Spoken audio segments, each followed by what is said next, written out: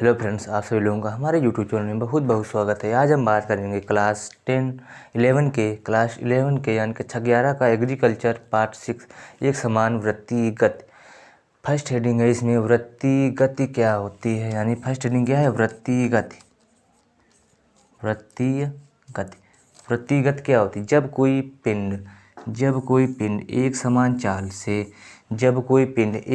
चाल से वृत्तीय पथ पर गति करता है तो उसे पिंड की वृत्तीय गति कहते हैं। जब कोई पिंड एक समान चाल से वृत्तीय पथ पे गति करे तो उसे वृत्तीय गति कहते हैं।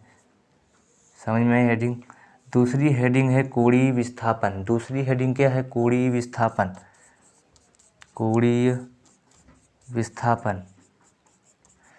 कोणीय विस्थापन भी इसी से परिभाषा निकालते हैं। कैसे होगी परिभाषा? जब कोई कण वृत्तीय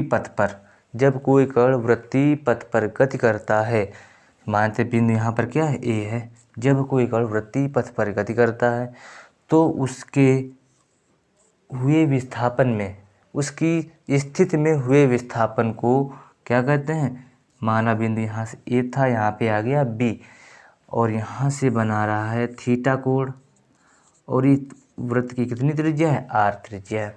जब कोई कण एक समान चाल से वृत्तीय पथ पर गति करता है तो उस कण की स्थिति में हुए विस्थापन को रेखीय विस्थापन कहते हैं। क्या कहते हैं उसको? रेखीय विस्थापन कहते हैं। इसी में हेडिंग है, रेखीय विस्थापन कहते हैं।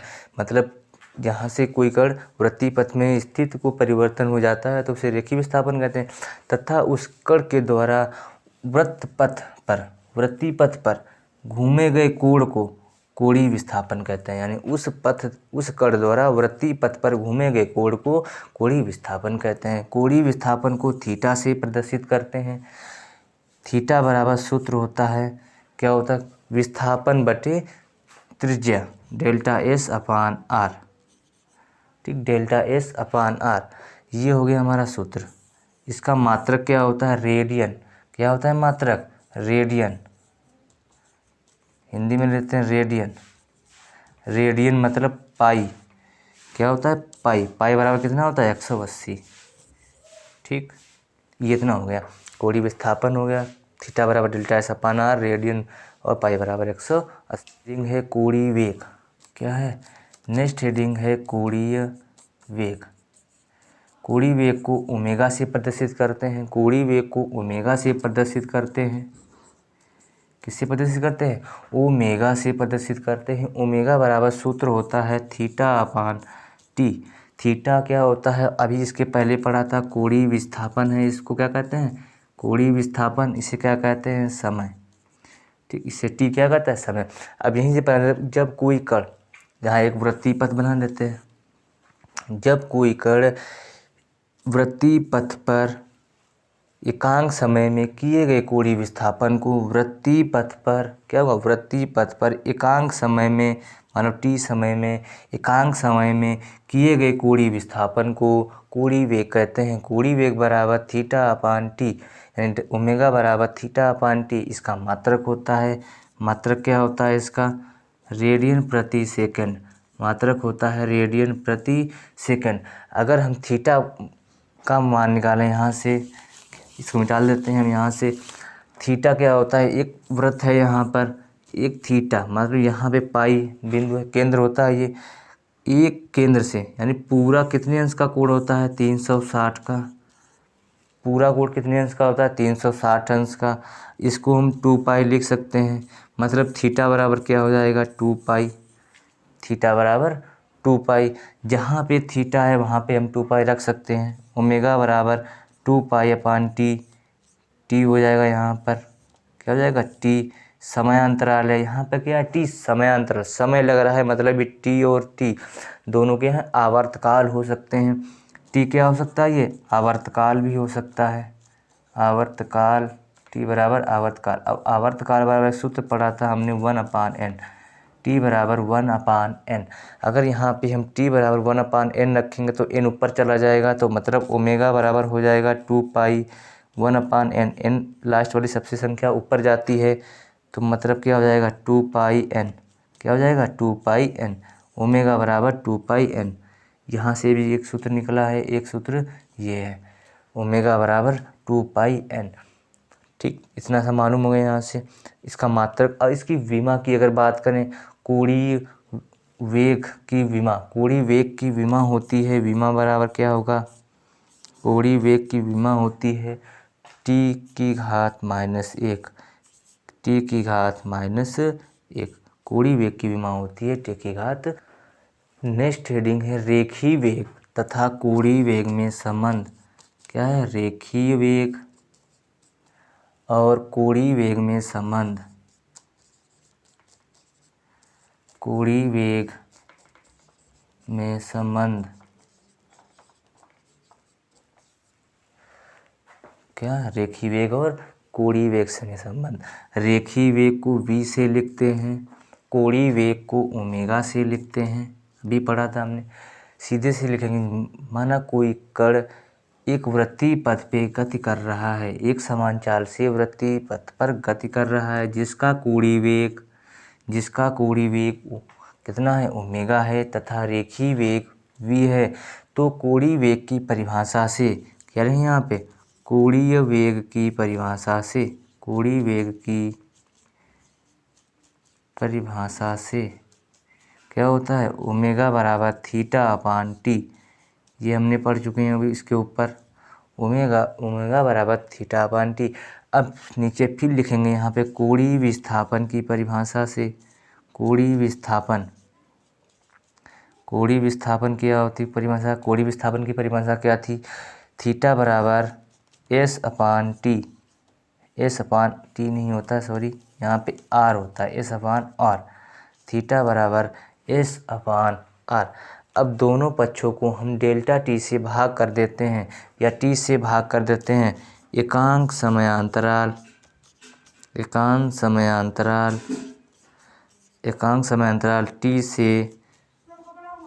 t से दोनों पक्षों में भाग करने पर, दोनों पक्षों में भाग करते हैं, थीटा है, θ/t हो जाएगा, बराबर s/r है, इसको t से भाग करेंगे तो t ऐसे हो जाएगा। ठीक, अब θ/t को हम क्या लिख सकते हैं, ये दिया है तो इसको ओमेगा लिख सकते हैं, यहाँ पे ओमेगा लिख सकते हैं यहाँ पर। ओके, आगे s/t, ये क्या है, s/t, इसको एक साइड में कर लो यहाँ पर s/t, और r नीचे है तो इसको 1/r ऐसे लिख सकते हैं। कोई दिक्कत हो सकती है यहाँ पे, नहीं।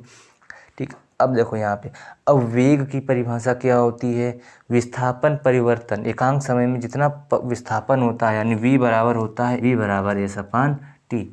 बराबर s/t, यानी इसकी वैल्यू कितनी है, ये दिया है, v दिया है, तो यहाँ पे रख सकते हैं w बराबर v/r, क्योंकि r नीचे दिया तो r ऐसे रखेंगे, इसके नीचे एक है, तिर्यक गुणा करा लो, 1 की इसके साथ करते v हो जाएगा, इसकी कराएंगे तो ओमेगा r। तो v बराबर क्या निकलेगा यहाँ पर, r ओमेगा या ओमेगा r, क्या होगा, r ओमेगा या। अब वेग का मात्रक क्या होता है, मीटर प्रति सेकेंड स्क्वायर, गलत हो रहा है सब, सूत्र क्या हो सकता है, v बराबर ओमेगा r या r ओमेगा। अब इसका मात्रक क्या होता है, वेग का मात्रक होता है मीटर प्रति सेकेंड। यहाँ से कोणीय वेग और रेखीय वेग में संबंध हो गया है। नेक्स्ट हेडिंग है अभिकेंद्र त्वरण। क्या है हेडिंग, अभिकेंद्र त्वरण। अभिकेंद्र त्वरण को a से प्रदर्शित करते हैं, किससे प्रदर्शित करते हैं, इसको a से प्रदर्शित करते हैं, अभिकेंद्र त्वरण को a से प्रदर्शित करते हैं। अब यहाँ से पहले वृत्तीय पथ बना लेते हैं। ये कोई एक पिंड है, ए पिंड है, गति कर रहा है, कैसे परिभाषा, जब कोई कण एक समान चाल से, चाल कितनी है, समान चाल होनी चाहिए, समान क्या हो, समान चाल हो, चाल समान होनी चाहिए। जब कोई कण एक समान चाल से वृत्तीय पथ पे गति करता है तो उसकी दिशा लगातार बदलती रहती है। दिशा क्या होती है, क्योंकि ऐसे जाएगा, अब ऐसे जाएगा, नीचे आएगा, फिर ऐसे जाएगा, यानी उसकी दिशा क्या रहती, बदलती रहती है। जब कोई कण एक समान चाल से वृत्तीय पथ पे गति करता है तो उसकी दिशा निरंतर बदलती रहती है, अतः वेग भी निरंतर बदलता रहता है। दिशा अब यहाँ से एक सोचने वाली बात है, चाल समान है और वेग बदलता है, निरंतर बदलता रहता है, ऐसा क्यों? चाल एक अदिश राशि होती है, चाल एक अदिश राशि होती है, जबकि वेग एक सदिश राशि होती है। चाल एक अदिश राशि होती है, वेग एक सदिश राशि होती है। आपने पढ़ा होगा इसके पहले चैप्टर में। वेग क्या? सदिश राशियों में दिशा और वेग, यानी सदिश राशियों में दिशा और परिमाण दोनों होते हैं, जबकि इसमें क्या होता है? सिर्फ परिमाण होता है, ना कि दिशा। चाल में क्या होता है? परिमाण होता है, दिशा नहीं होती है, जबकि सदिश राशि में दिशा और परिमाण दोनों होते हैं। इसीलिए चाल एक अदिश राशि तथा समान चाल से जा रहे हैं, परंतु वेग बदलता रहता है, क्योंकि उसकी दिशा जब बदल रही है तो उसका वेग भी क्या होगा? बदलता रहेगा। समझ में आया यहाँ से? अब परिवहन, जब कोई कण एक समान चाल से वृत्तीय पथ पे गति कर रहा है तो उसका वेग तथा दिशा निरंतर बदलती रहती है, जिस कारण से क्या होगा? जिस कारण से, यानी दिशा बदलती, जिस कारण से उसके केंद्र की ओर एक त्वरण उत्पन्न होता है। उसके केंद्र की ओर एक त्वरण उत्पन्न होता है, जिसकी दिशा केंद्र की ओर होती है, उसे ही क्या कहते हैं? अभिकेंद्र त्वरण कहते हैं। फिर से परिभाषा क्या होगी? जब कोई पिंड एक समान चाल से वृत्तीय पथ पे गति करता है तो उस पिंड की दिशा लगातार बदलती रहती है, जिस कारण से उसका वेग भी निरंतर बदलता रहता है, जिससे एक त्वरण उत्पन्न होता है जिसकी दिशा केंद्र की ओर होती है, उसे अभिकेंद्र त्वरण कहते हैं। अभिकेंद्र त्वरण को ए से प्रदर्शित करते हैं। इसका मात्रक मीटर प्रति सेकेंड स्क्वायर होता है। त्वरण का मात्रक क्या होता है? मीटर प्रति सेकेंड स्क्वायर होता है। अगर इसकी विमा की बात करें तो विमा भी यहाँ से निकाल सकते हैं। विमा कैसे निकालेंगे? यहाँ से मीटर पर सेकेंड स्क्वायर दिया है, मीटर की विमा क्या? मीटर लंबाई होती है, तो लंबाई को एल हो गया, यहाँ से प्रति लिखा है तो प्रति का निशान लगा लेंगे। सेकेंड स्क्वायर लिखा है, सेकेंड की घात कितनी होती है? सेकेंड को टी से लिखते हैं और टी स्क्वायर है यहाँ पे, तो अब इसको बड़े ब्रैकेट में इसे बंद कर लिया जाता है। विमा में हमेशा बड़े ब्रैकेट में ही बंद करेंगे, ठीक। और ये ज़रूरी भी होता है, इसको अगर नहीं बंद तो सवाल, यानी तुम्हारी आपकी विमा गलत हो सकती है, इसको विमा में ब्रैकेट में ही बंद करेंगे। अब ये टी नीचे दिया है, टी ऊपर जाएगा, माइनस का हो जाएगा, यानी एल टी की घात -2, मात्रक भी मालूम है। और अब आती है ये कैसी राशि? अभिकेंद्र त्वरण। त्वरण कैसी राशि होती है? त्वरण एक सदिश राशि होती है। क्या होती है? त्वरण एक सदिश राशि होती है। त्वरण एक सदिश राशि होती है। इतना समझ में आया? अब नेक्स्ट हेडिंग बात करेंगे। अब नेक्स्ट हेडिंग है अभिकेंद्र त्वरण। अभिकेंद्र त्वरण को ए से प्रदर्शित करते हैं। अभिकेंद्र त्वरण रेखीय वेग तथा ओमेगा में संबंध निकालना है। फिगर वही बना, वृत्तीय पथ पढ़ रहे हैं तो हमेशा वृत्त ही बनाएंगे। इसमें वृत्तीय पथ बना लिया हमने एक। ये जब कोई कण एक समान चाल से वृत्तीय पथ पे गति करता है तो उसकी दिशा लगातार बदलती रहती है, जिसके कारण उसका वेग भी निरंतर बदलता रहता है, ठीक। इसे लिख लेंगे यहाँ पर। ये एक थीटा कोण बना रहा है, ये इसकी त्रिज्या r है और ये डेल्टा s दूरी तय करता है। और डेल्टा s दूरी कितने समय में तय करेगा? मान लेते हैं t समय में तय करता है। कितने समय में? t समय में। यहाँ पे a रख लेते हैं, यहाँ पर b, यहाँ पे o रख लेते हैं। इसी प्रकार से एक दूसरा चित्र यहाँ पे बना लेते हैं।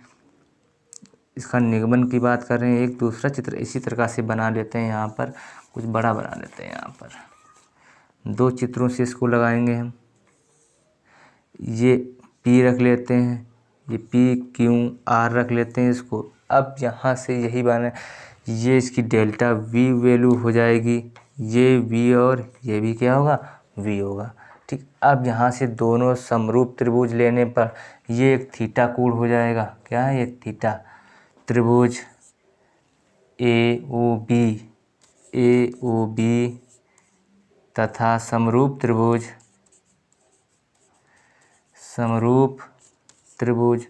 PRQ में जो जहाँ पे कोण दिया होता है उसको बीच में रखते हैं, मतलब आर पे दिया तो आर को बीच में रखेंगे, यहाँ पे ओ पे दिया तो ओ को बीच में रखा है। समरूप त्रिभुज तथा AOB तथा समरूप त्रिभुज PRQ में, अब समरूप त्रिभुज में क्या होता है, अगर हम थीटा के सामने की भुजा लेंगे, यहाँ पर AB है तो AB रखेंगे यहाँ पर, ठीक। तो इसके सामने भी हमें थीटा के सामने वाली ही भुजा लेनी है, PQ ले लिया यहाँ से, ठीक। अब क्या लेना, अगर यहाँ पे हम आधार लेंगे तो आधार क्या है, OA है, तो यहाँ पे OA आधार ले लेंगे। यहाँ पे आधार ये ले लो, चाहे ये बराबर हैं दोनों, तो कोई भी आधार लेते हैं, यहाँ पर लेते हैं PR ले लेते हैं आधार, PR। अब दोनों की वैल्यू रखते हैं, AB की वैल्यू दी है डेल्टा S, AB की वैल्यू दी है डेल्टा S, और OA की वैल्यू दी है R। OA की वैल्यू कितनी दी है, R। PQ की वैल्यू दी है यहाँ पे डेल्टा V, कितनी दी है यहाँ पे, डेल्टा V, जबकि नीचे दिया है V, कितना दिया है यहाँ पर, V दिया हुआ है।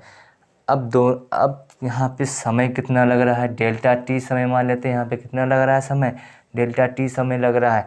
तो सूक्ष्म समयांतराल डेल्टा T से दोनों पक्षों में भाग करने पर,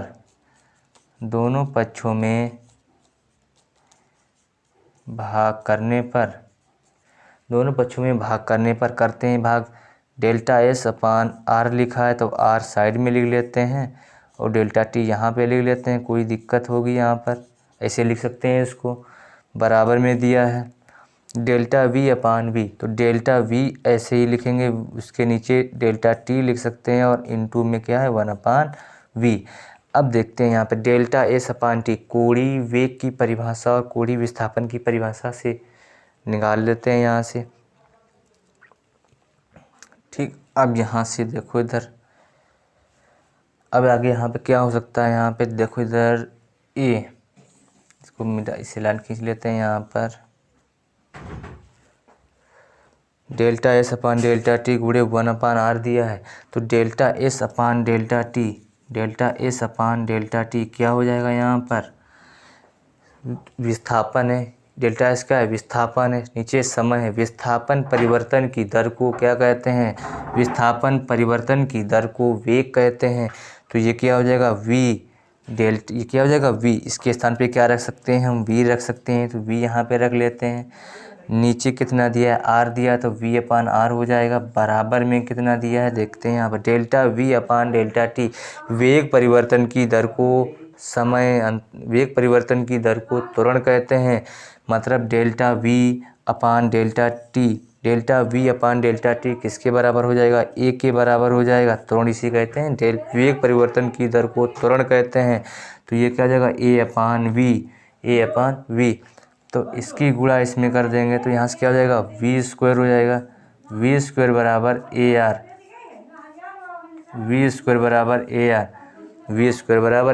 यहाँ से V² बराबर AR निकाला है, हमें निकालना है अभिकेंद्र त्वरण बराबर का निकालेंगे तो A बराबर क्या हो जाएगा, इधर V² नीचे जाएगा R के, V²/R,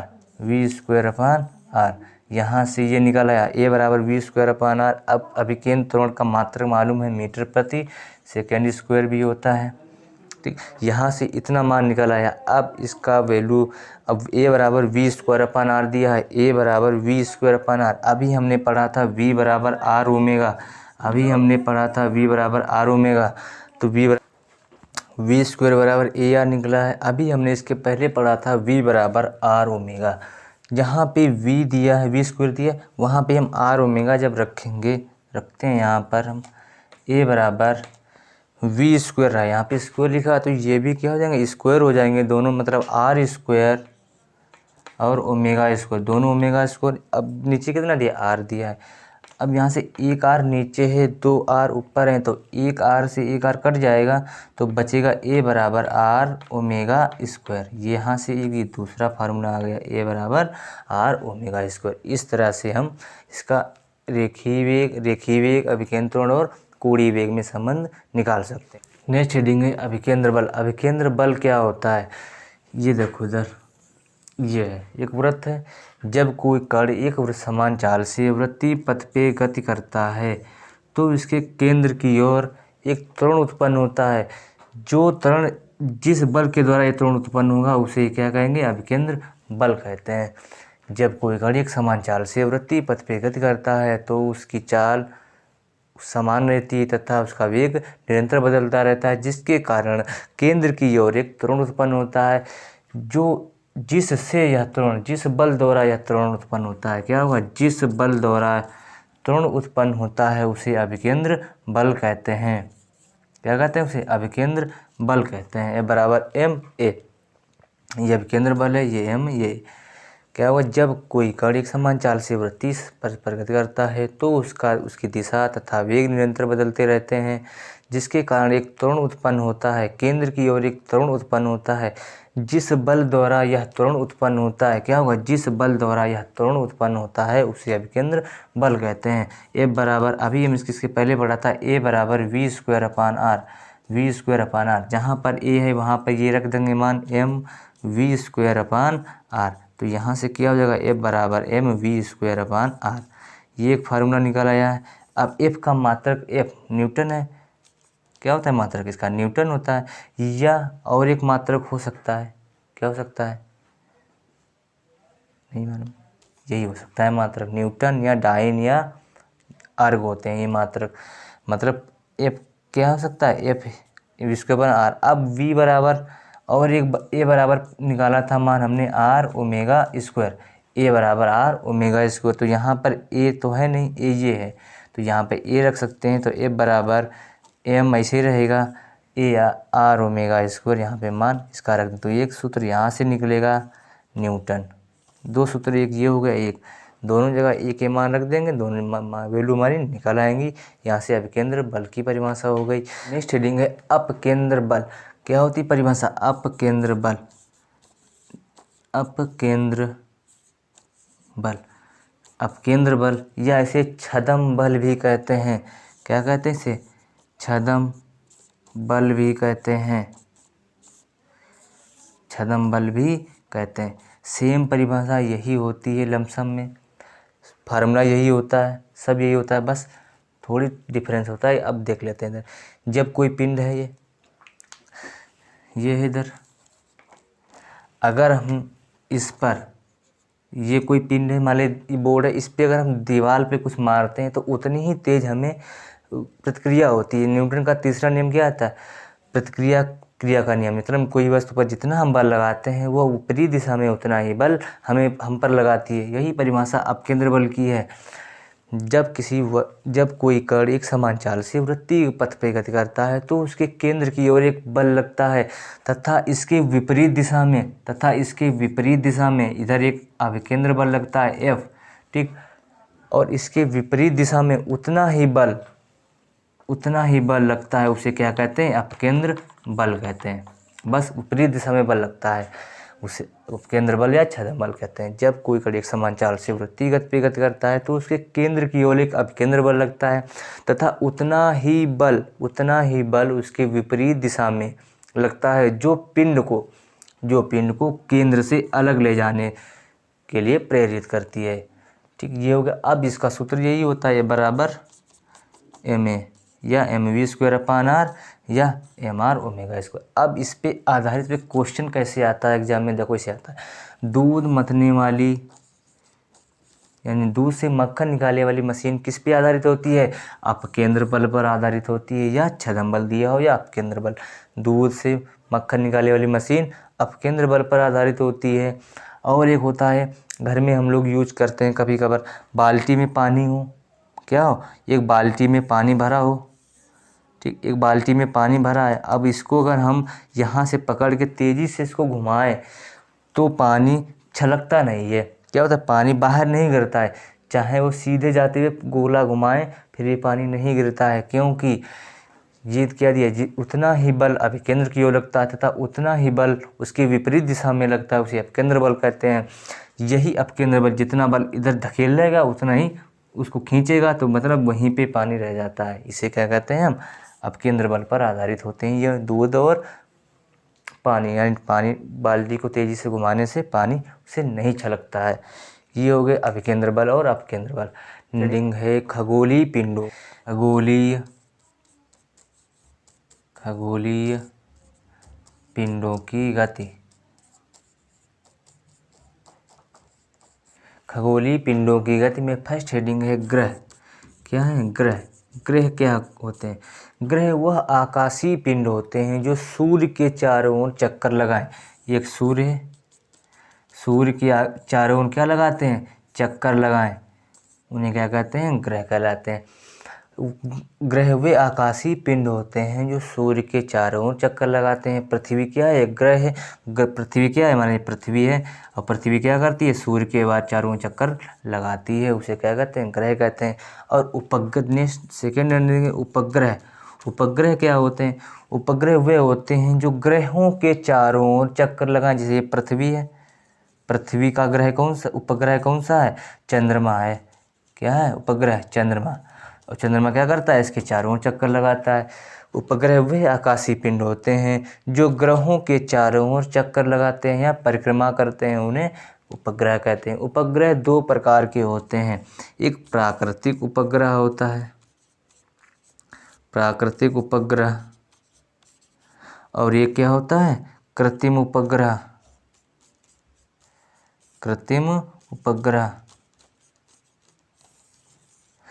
प्राकृतिक उपग्रह कौन कौन से? चंद्रमा है, बृहस्पति का टॉर्नेडो है, काफ़ी बड़े बड़े उपग्रह होते हैं। मंगल ग्रह के कुछ, फोमोस नाम का एक उपग्रह है मंगल का, यानी सबसे बड़ा उपग्रह किसका है? बृहस्पति का है। सबसे बड़ा उपग्रह बृहस्पति का है, सबसे बड़ा उपग्रह बृहस्पति का है।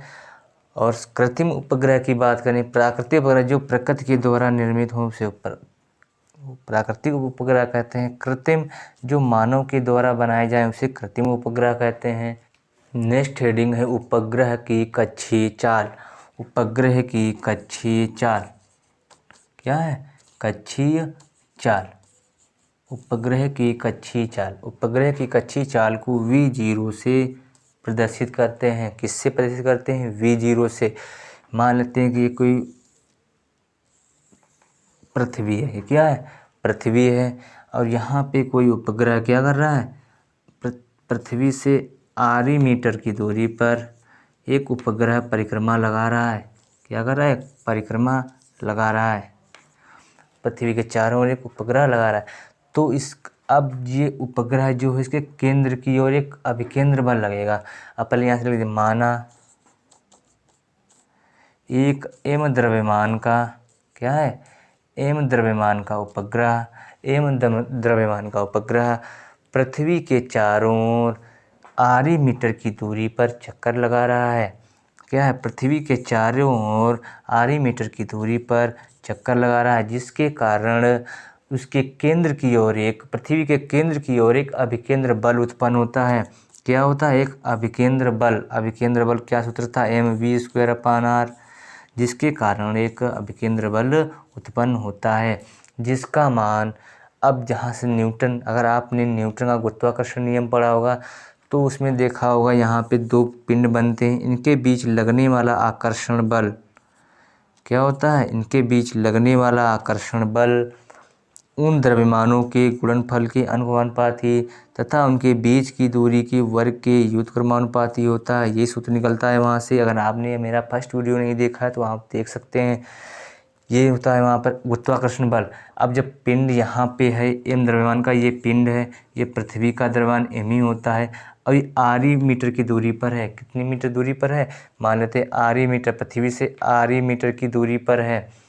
पृथ्वी से कितनी दूरी पर है? RE मीटर की दूरी पर हो, तब हमने यहाँ पे कितना ले लिया? R ले लिया है, तो यहाँ पे RE भी ले सकते हैं, कोई दिक्कत नहीं है। अगर पृथ्वी के केंद्र की ओर है तो RE हो जाएगा, कोई दिक्कत नहीं यहाँ पर। अब RE मीटर की दूरी पर हो तो गुरुत्वाकर्षण के नियम से, गुरुत्वाकर्षण का नियम क्या लिखा है? यही होता है। तो ये आपस में क्या हो जाएंगे? बराबर हो जाएंगे। समीकरण 1 और समीकरण 2 आपस में क्या हो जाएंगी? बराबर हो जाएंगे। यहाँ पर ME ले लेते हैं क्योंकि हमने ME लिया है, तो ये ME हो जाएगा। अब दोनों बल हैं तो दोनों बल क्या होंगे? आपस में बराबर होंगे, मतलब mv²/RE बराबर जी एम ई एम अपान आर ई स्क्वायर। यहाँ से एम से एम एक कट जाएगा, एक आर ई से एक आर ई कट जाएगा। ठीक, तो यहाँ से वी जीरो ले लेंगे यहाँ पर, क्योंकि हमने कच्ची चाल कितनी है, वी जीरो है। तो यहाँ पे वी जीरो स्क्वायर बराबर G M E upon R ई। तो वी बराबर, ये वी जीरो बराबर निकल आया है। तो वी का मान कितना निकलेगा, अंडर रूट, ये वी स्क्वायर लगा, इस पर क्या चढ़ जाएगा, under root G M E upon R E. ये एक मान निकल आया, वी जीरो बराबर ये एक मान निकल आया है। ठीक, अब इतना मान निकल आया। अब यहाँ से हमने एक क्वेश्चन और पढ़ा था, जी तथा जी के संबंध से, जी तथा स्मॉल जी, कैपिटल जी तथा स्मॉल जी का संबंध क्या था, जी आर ई स्क्वायर बराबर जी आर ई स्क्वायर बराबर G M E M, G M E, G R ई स्क्वायर बराबर जी एम ई, यही सूत्र पढ़ा था हमने, जी आर ई स्क्वायर बराबर जी एम ई। जहाँ पे जी एम ई दिया है वहाँ पे हम जी आर ई स्क्वायर रख सकते हैं। मतलब हम यहाँ कहाँ पर रख सकते हैं, यहाँ पे मान रख सकते हैं इसको। अब यहाँ पे मान रखने के लिए यहीं पे रख लेते हैं, क्योंकि वहाँ पे अब जगह नहीं बची है।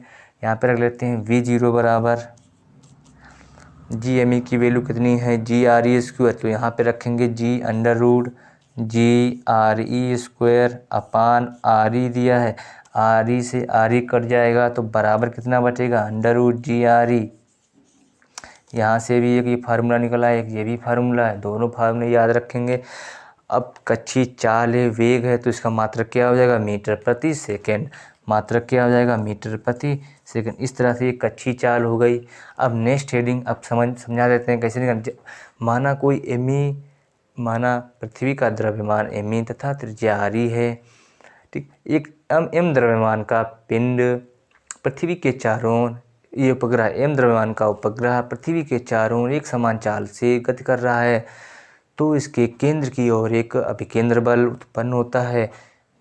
अभिकेंद्र बल ये क्या है, अभिकेंद्र बल है, अभिकेंद्र बल उत्पन्न होता है। अभिकेंद्र बल बराबर ए बराबर m v zero square upon r e, क्योंकि यहाँ पे कच्ची चाल वी जीरो होगी। ठीक, यदि उपग्रह आर ई मीटर की दूरी पर है, पृथ्वी से आर ई मीटर दूरी पर है, तो इनके बीच लगने वाला आकर्षण बल यानी गुरुत्वाकर्षण बल, इनके बीच लगने वाला गुरुत्वाकर्षण बल क्या है, गुरुत्वाकर्षण बल ए बराबर जी एम ई एम अपान आर ई स्क्वायर। अब दोनों बल हैं, ये क्या है, ये दोनों बल हैं, तो आपस में क्या हो जाएंगे, बराबर हो जाएंगे। M v g square upon r e g M E m, यहाँ से एम एम कट जाएगा, आर ई से एक आर ई कट जाएगा, तो यहाँ वी स्क्वायर बराबर जी एम ई अपन आर ई बचेगा। अब यहाँ से इस पे स्क्वायर चढ़ा है, तो इस पे क्या चढ़ जाएगा, अंडर रूट चढ़ जाएगा, ये निकला। अब हमने इसके पहले वाले वीडियो ने इस चैप्टर नंबर 5 में हमने पढ़ा था जी तथा जी में संबंध क्या होता है, जी आर ई स्क्वायर बराबर G M E M, G M e होता है। जहाँ पे जी एम ई लिखा है वहाँ पे, यहाँ पे लिखा है, तो यहाँ पे हमने रख देंगे जी आर ई स्क्वायर। तो जी आर ई स्क्वायर रखेंगे तो यहाँ पे आर ई हो जाएगा बराबर जी आर ई। यहाँ से ये मान निकाला है आपने। हेडिंग है पलायन वेग। पलायन वेग वह न्यूनतम वेग होता है, कैसा होता है, वह न्यूनतम वेग होता है। पलायन वेग वह न्यूनतम वेग होता है जब किसी पिंड उपग्रह को ऊर्ध्वाधर दिशा में, क्या ऊर्ध्वाधर दिशा में, ऊर्ध्वाधर दिशा में पृथ्वी के गुरुत्वाकर्षण से बाहर फेंक दिया जाता है। पलायन वेग वह न्यूनतम वेग होता है जो किसी उपग्रह को ऊर्ध्वाधर दिशा में पृथ्वी के गुरुत्वाकर्षण बल, क्या हो, पृथ्वी के गुरुत्वाकर्षण बल से बाहर फेंक दिया जाता है, तो वह पृथ्वी पर वापस कभी लौटकर नहीं आता है। इसे ही पलायन वेग कहते हैं। पृथ्वी पर पलायन वेग 11.2 किलोमीटर पर सेकेंड होता है। पृथ्वी पर 11.2 किलोमीटर पर सेकेंड, कौन सा, पृथ्वी पर। अब चंद्रमा पर कितना होता है, चंद्रमा पर होता है 2.5 किलोमीटर पर सेकेंड। ये हो गए पलायन वेग। अब पलायन वेग का निगमन देख लेते हैं, पलायन वेग का सूत्र निकाल लेते हैं। पलायन वेग ये वेग है, तो पिंड में स्थितिज ऊर्जा और गतिज ऊर्जा दोनों होती हैं, परंतु दोनों आपस में क्या होती हैं, बराबर होती हैं। माना पिंड का द्रव्यमान m है तथा उसका कच्ची चाल v जीरो या पलायन वेग, उसका पलायन वेग v है, तो पिंड की गतिज ऊर्जा बराबर, गतिज ऊर्जा के E बराबर क्या होता है सूत्र 1/2 mv स्क्वायर। 1/2 mv², 1/2 mv² होता है। यहाँ पे पलायन वेग क्या है, v है, e है, तो v² हो जाएगा। गतिज ऊर्जा ये हो गई। जब पिंड का गतिज ऊर्जा ये हो गई, अब स्थिर ऊर्जा भी होती है। पिंड में पलायन ऊर्जा स्थिर ऊर्जा के बराबर होती है। पिंड की पलायन ऊर्जा या उपग्रह की पलायन ऊर्जा, उपग्रह की पलायन ऊर्जा पिंड की स्थिर ऊर्जा के बराबर होती है। क्या होती है, स्थितिज ऊर्जा के बराबर होती है। स्थिर ऊर्जा U बराबर क्या होता है, सूत्र mgh पढ़ा होगा हमने, U बराबर mgh पढ़ा है। यहाँ पर h ऊंचाई है। अब यहाँ पर हमारी h क्या है, पृथ्वी से ऊंचाई ली जा रही है, तो r ऊंचाई ले सकते हैं, यहाँ पर ले सकते हैं। तो U बराबर क्या हो जाएगा, mgre। ये हो गया सूत्र यहाँ से एक।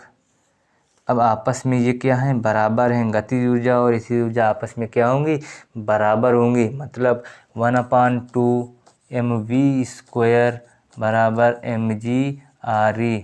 ठीक, यहाँ से देखो m, एक से m कट जाएगा, यहाँ से बचेगा ve² बराबर अंडर रूट, 2 बढ़ जाएगा 2gre। तो ve बराबर हो जाएगा अंडर रूट 2gre। यहाँ से ये एक सूत्र हो गया। ये हमारा क्या है, पलायन वेग का सूत्र है। नेक्स्ट हेडिंग आती है पलायन वेग तथा पलायन कक्षीय चाल में संबंध। नेक्स्ट हेडिंग क्या होती है, पलायन वेग। इसी में बता देते हैं, सिंपल सी बहुत छोटी सी परिभाषा है। पलायन वेग यानी पलायन वेग तथा चाल, कक्षीय चाल कौन सी है, कक्षीय चाल में संबंध। पलायन वेग तथा कक्षीय चाल में संबंध। हमने पलायन वेग बराबर अभी निकाला है अंडर रूट 2gre। यही निकाला है अंडर रूट 2gre। पलायन वेग बराबर अंडर रूट 2gre। पलायन वेग बराबर अंडर रूट 2gre निकाला है। अब हमने इसके पहले कक्षीय चाल फर्स्ट में निकाला था v0 बराबर अंडर रूट gre ये निकाला था। अब दोनों समीकरण देख लेते हैं। यहाँ पर देखो इधर ve बराबर, इसको हम क्या लिख सकते हैं, अंडर रूट 2 और गुणे अंडर रूट gre, ये लिख सकते हैं। इसको गुणा कराएंगे फिर वही आ जाएगा यहाँ से अंडर रूट 2gre। अब इसका मान कितना है, v0 है, तो यहाँ पे v0 रख सकते हैं। तो ve बराबर अंडर रूट 2 इंटू v0। इसका मतलब ये हुआ है किसी पिंड का पलायन वेग कक्षीय चाल का √2 गुना होता है। किसी पिंड का कक्षीय पलायन वेग क्या होगा, किसी पिंड का पलायन वेग कक्षीय चाल का √2 गुना होता है। इस तरह से आपका ये पूरा चैप्टर ख़त्म हो गया है। आप अगर ये चैप्टर देख लिया है तो इसके पहले वाला भी चैप्टर आप देख सकते हैं, चैप्टर नंबर 5। ठीक, जय हिंद, जय भारत।